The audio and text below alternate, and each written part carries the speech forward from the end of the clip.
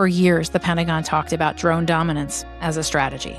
Hundreds of thousands of expendable drones, a military that could outpace and overwhelm any adversary, the factory as the weapon. But not long ago, we saw that Iran shot down an American fighter jet. We're no longer talking about strategy. We're watching it get tested in real time. And the results are more complicated than the briefing slide suggested. My guest has been covering the future of defense at Axios long enough to know the distance between what the Pentagon says and what's actually happening on the battlefield. Colin Demarest authors the Future of Defense newsletter and has been deep inside the Iran conflict coverage since the first strike. He's watched brand new weapons systems get their first real-world test. He's tracked the costs, financial and strategic, as they climb. And he's been asking the harder questions underneath all of it, whether the defense industrial base that built those weapons can sustain a long fight. That conversation is next. Well, thank you for joining me for another episode of the Friday Reporter podcast. Today's guest is Colin Demarest, who I can't wait to get into it. I can't imagine what you've been doing with your time today, Colin. There's no news at all happening in your Super world. Slow news day, news week, news month, news year. Nothing happening. Well, let's get into it. I mean, you've been covering the future of defense for years now, and now it's happening. So the Iran conflict is testing American military theory in real time. What surprised you so far? Almost everything. I think everyone is surprised about a lot, honestly. There's been new weapons. There's been new software. There's been new hardware. I think some people are surprised by the length of the conflict. Some people probably thought it was in and out, dust your hands, we're good here. I think other people are far less surprised. I think Pew Research came out the other month and said like 54% of U.S. adults think we're going to go for another 6 months. And maybe that number is what's surprising me so much, that combo. Like half of America thinks we're in this for a very long haul. You mentioned new weapons. One of them, there's a PRSM missile. Prism missile. Thank you for correcting me. There are Lucas drones. There are systems that we've kind of been waiting to see in combat. What are you hearing from your Pentagon sources about how they're actually performing versus like what the contractors promised? Well, Prism is probably a very sensitive, controversial one after, you had the New York Times and the BBC, I believe, report that it was Prism that struck that school and that sports hall, I believe, in Iran. CENTCOM has come out and said, that's not what it was. Then I think the BBC came back and said, we have more experts saying that's exactly what it was. So that performance, I don't really have a good weigh in on. Lucas has been around for a little longer, at least like in the field. Admiral Brad Cooper has said they're indispensable. I think people are very happy with them. And I think the very interesting thing there is that they are Iranian Shaheds, basically taken back to America, re-engineered, maybe boosted, maybe improved a little bit, stamped with Made in America, and then sent back overseas. And it's from a small company. It's not from like a Lockheed or a Northrop or a Boeing or someone like that. And those seem to be pleasing a lot of people. So my question is probably more specific about drones than I ever thought I was ever going to ask a question about. But the Pentagon for years was saying and spending on the idea that drone dominance was going to be decisive, right? That it was going to be something that we would see in the future of defense. But you wrote a phrase specifically about the factory is the weapon, which I saw you write. And now we have a U.S. fighter jet that has gone down. How do you think that changes or maybe complicates that argument? I think right now people are kind of catching on to production is a very hot conversation right now. You're seeing it with the stockpile conversation about interceptors, about offensive and defensive missiles. You're seeing it about drones. I think the conversation is changing in a way where it's more an awareness thing than I think it is than like a shock value thing.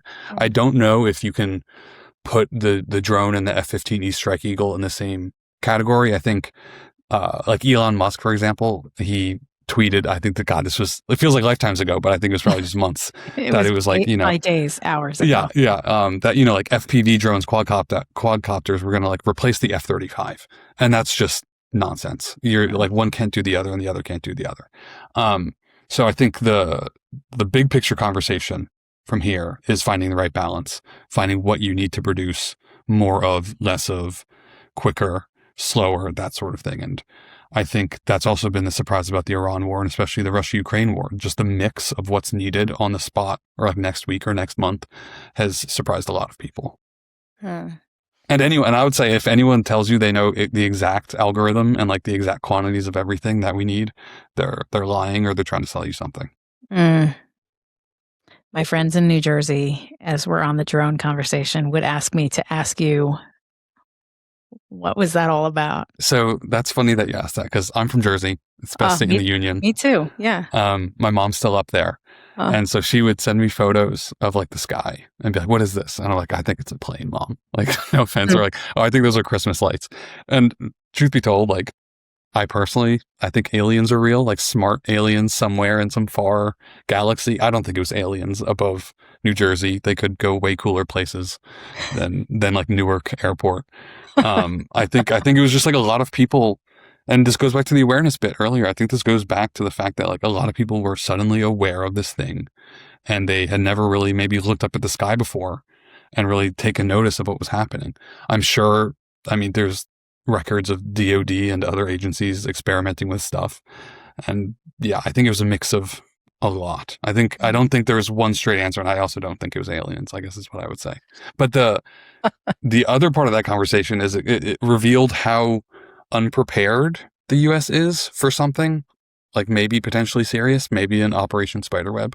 I think I wrote the other week that I think the phrasing was Northeast drone madness exposed just how bad the plans are for suburban America. And that has real implications for like the World Cup or the Super Bowl or something like that. That's an interesting point of view.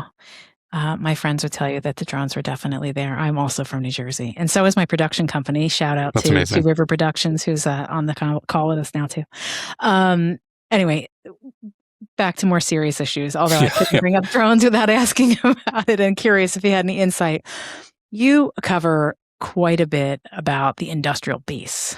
There's this number that keeps coming up in your reporting. It's the cost of the conflict. And it's saying that it's somewhere north of 16 billion and climbing. Is the defense industrial base actually built to sustain a long fight, or have we been procurement planning for a war we expected to win quickly?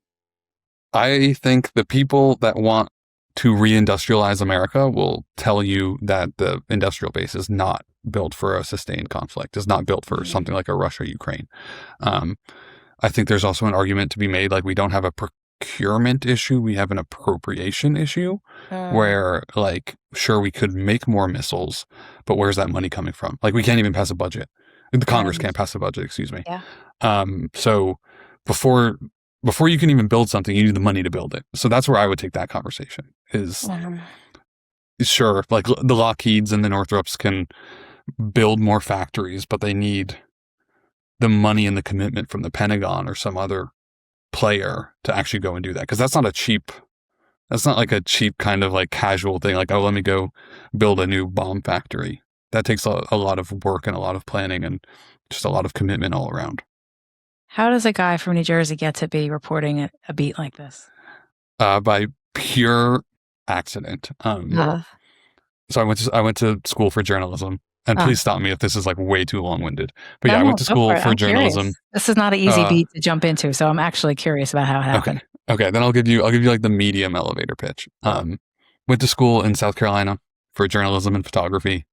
Wanted to do politics. First paid byline, I think, was covering Trump in 2016 during like the primaries. And I was just like, wow, this is crazy. Like he was in a barn and he had like squash and broccoli as his like backdrop. And I have the photo. I'm not making this up. I can send it to you after. Amazing. And so I did politics and government, a lot of local government, city councils and that sort of thing. State governments, lawmaking. And then I was back in South Carolina at the Aiken Standard. About 20 minutes south of that newsroom is the Savannah River site. It's a DOE and NSA site. Right now, their big claim to fame is tritium production and then eventually probably plutonium pits for nuclear warheads. They have a lot of nuclear radioactive waste down there in tanks that are aging and could potentially leak. And no one was really writing about it at any length, and I was completely clueless to what it was, and kind of the national security beat in general. My editors and my publishers were very nice and let me kind of explore that and write about that. And I ended up writing about nuclear weapons policy, production, and cleanup for about 4.5 years down in South Carolina. Which was it to this date. That is my favorite beat. That is like the baby. I love covering that, and it's a lot of fun. And the implications, obviously, like the consequences of that conversation are potentially world ending, and that's what makes it so grave and exciting and just kind of very fun to dig into. And so from there, I got scooped up by Defense News and Military Times. I was over at C4ISRnet. I say I covered everything you couldn't see. So that was communications, like CJAD, C2, probably the worst military acronym in the world, EW, directed energy, all that kind of stuff. And then after almost about 3 years there, Axios reached out and they're like, "Hey, do you want to write about the future?" And I was like, "Sure, let's do it." That's amazing. The industry itself I've spent enough time working for companies that were in the space that you cover, understanding how powerful these news outlets really are. People are really, really paying it. Those inside the Pentagon, inside the world that you cover, really intensely cover your writing quite a bit. I would imagine that you have good relationships in the industry and in the Pentagon because of that, because they're so intensely following. I like to think so, but the hate mail definitely arrives. The dirty little secret is that every time the newsletter goes out, if it lands in your inbox and you reply, it comes directly to me. So like every reply comes directly to me. And honestly, that's fun because it's like a nice little like Wednesday surprise. But most of it's positive. That's good. Well, it's, to me, not every industry has quite as loyal of a set of journalists that cover the space and stay in the space, which is why I'm always curious about how you get there, because I would be surprised if you find yourself covering a different beat at some point in your career, because this one is so deep and dense. The Defense and Pentagon press corps is incredible. You spend a lot of time together at different press, like defense conferences and press conferences, and kind of just traveling together. I think local news is like the most important kind of bastion of newsmaking and writing and reporting. But it's a bit unsustainable, and it has been, and needs a rework for a long time. And it sounds crass, but like I don't want to go back and write about planning commission anytime soon. Like it feels different when you feel personally, and that's planning commission. And if you think you've ever seen people worked up at like a political rally, you've never been to like a zoning board appeal. That's true. But like true. I think it's more fun and more mentally stimulating, I think, writing about national security and defense and all these sort of engagements and contracts and production levels and all sorts of things like that. Let's talk a little bit about access. I mean, famously, over the course of the last couple of weeks, the Pentagon has tried to change its rule about access for media as it relates to reporting. Lee, tell me a little bit about what that's been like for you. Yeah, I mean, I was in the Pentagon probably once or twice a week, probably like once a week. And so realistically, like turning in that badge and not signing that paperwork, it wasn't like the biggest blow to my reporting. I still do my job outside. I do my job at home as I'm sitting here. Yeah. I think there's obviously bigger concerns about press freedom and the First Amendment and that sort of thing, and what this policy, this Pentagon policy means, even the new one where they're shuttering the correspondence corridor and building us some sort of undisclosed annex somewhere.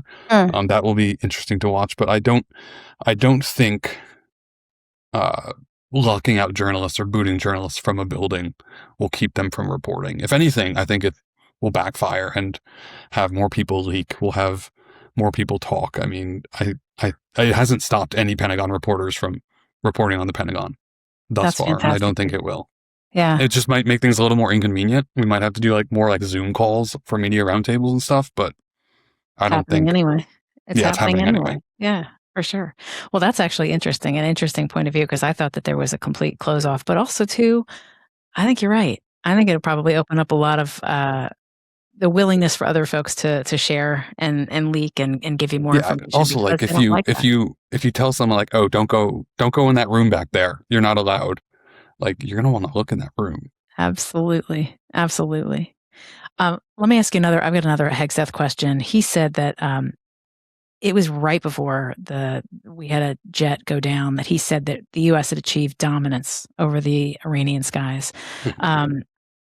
What would you say about you're someone who covers the space between the Pentagon and what they say and what actually happens. How do you read that gap between the two? So if you go on Mill Twitter and like go digging through the fights, there's definitely different technical definitions of superiority and dominance, and I'm definitely not the expert to whip that off at the top of my head.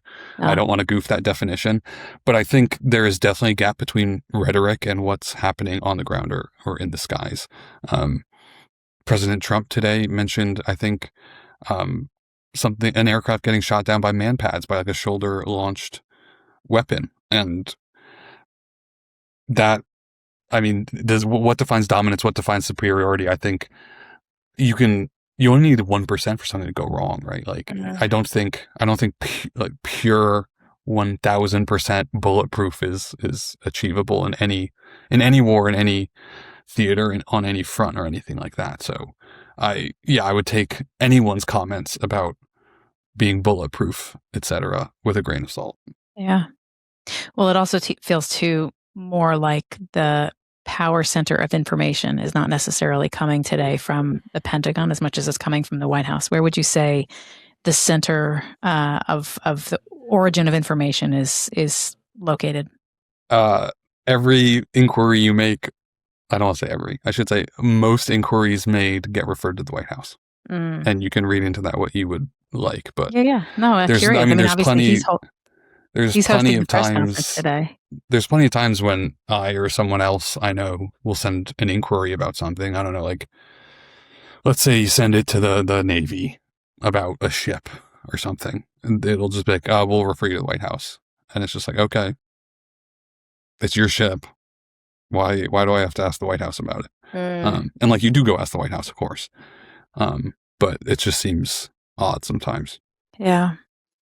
But also, too, it seems like the way that this particular administration is operating, that all inquiries at a certain level are moving through the center of the communications. Yeah, I think that's a fair read. Yeah. You called this a mega decade for defense. Yes. 3 months into the conflict, the Iran conflict, do you still believe that framing, or has this war revealed something about America's military that changes your outlook? No, I think we went with mega decade. God, maybe it was this 2 years ago. I think it was because that was 2024. Yeah. There's like, you have the Davidson window in that with Taiwan. You have kind of the rise of China and its nuclear arsenal and what people are worrying about becoming a peer to the U.S. You have the Russia-Ukraine war, which is still going on and could still be going on for the foreseeable future. You have now the Iran war that's, like we talked about earlier, kind of giving people a read into what a modern contemporary U.S. war would be like. I think the mega decade description still stands. Sure, it might be a little bit of marketing, but like I think it's still a good read. Yeah. Well, you broke the story that the U.S. passed on Ukraine's offer to share battle-proven anti-drone technology, right, before the conflict started. So walk me through that decision. What does it say about how Washington processes advice from allies who've actually been in the fight? So I would definitely give a shout out to Barack and Mark about that, because they led on that, and I got brought in for the technical stuff, right, like about Shaheds and that sort of thing. But I think there is definitely a willingness. I should say, I'm curious about the willingness to actually learn lessons from Ukraine versus just talking about them and like what that gap looks like. Like, you can have certain generals, certain, I don't know, colonels, whatever, watching this fight and learning from it, and then it still has to get distributed. You still have to think about where this knowledge is going. It still has to get put into budgets and put into doctrine and that sort of thing. And so on the Ukraine interceptor lessons learned thing, I don't know if you can read too much into that. Maybe that was politics, maybe that was money, maybe that was, personalities. I think a lot of things are coming down to personalities these days. But the larger Russia-Ukraine question, I think, will take a long time to digest. No doubt about it. What question do you yourself, as a curious journalist, have that hasn't yet been answered by either this administration or the military itself? Honestly, What are you in search of today? I was going to say it's a cop-out answer, and I don't mean it to be, but that question changes. It feels like every 3 hours, every 6 hours, every 24 hours, because it feels like the news cycle is already hot and fast, and these days it feels supercharged. So honestly, if hopefully this doesn't date the episode, but I'm very curious about Mark Rutte coming to Washington this week to talk to President Trump and see how they mend fences. Trump today was literally called NATO a paper tiger from the White House podium. And then you have the NATO boss coming to town for 2 or 3 days. And like, what is that going to be like? I'm very much interested in that. And those two President Trump and Mark Rutte have 2 very different personalities. I think they get along.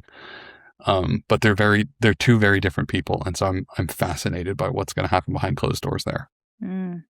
Well, this is a story that lives on perennially, because it could be Mark Rutte today and it could be somebody else next week. So it's curious always to see how those interactions happen. Or it could be Mark Rutte next week too. Like it doesn't have to just be one and done. That's exactly right. It is curious. And it is, where, as you said, the military in general, this tends to be a beat that moves quite quickly, and there's a lot of money at stake and a lot of partners at stake. But this particular beat right now feels faster and more vigorous and nonstop than I think ever in the time that you've been reporting, wouldn't you say?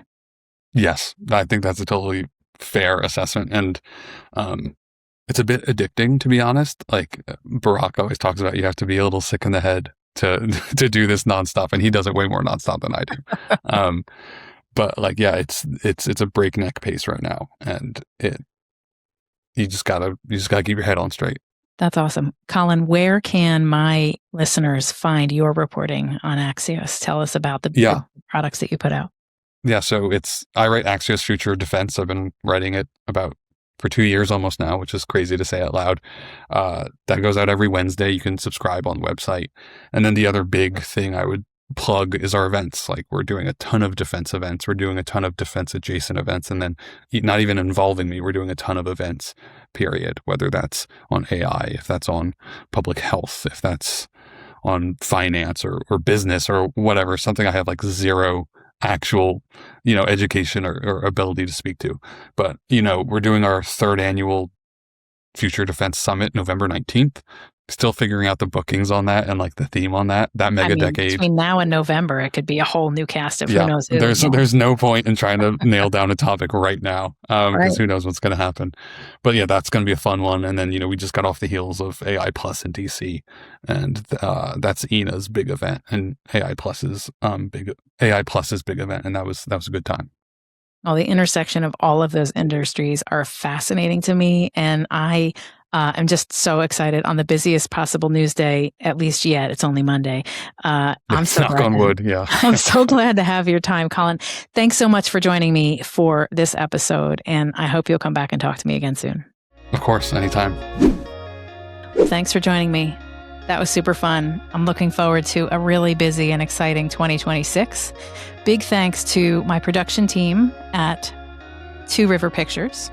And another really important thanks to my friends at Be the Brand Collective, who helped me with marketing and making sure the word gets out about the show. I'll see you again for another episode. Thanks so much.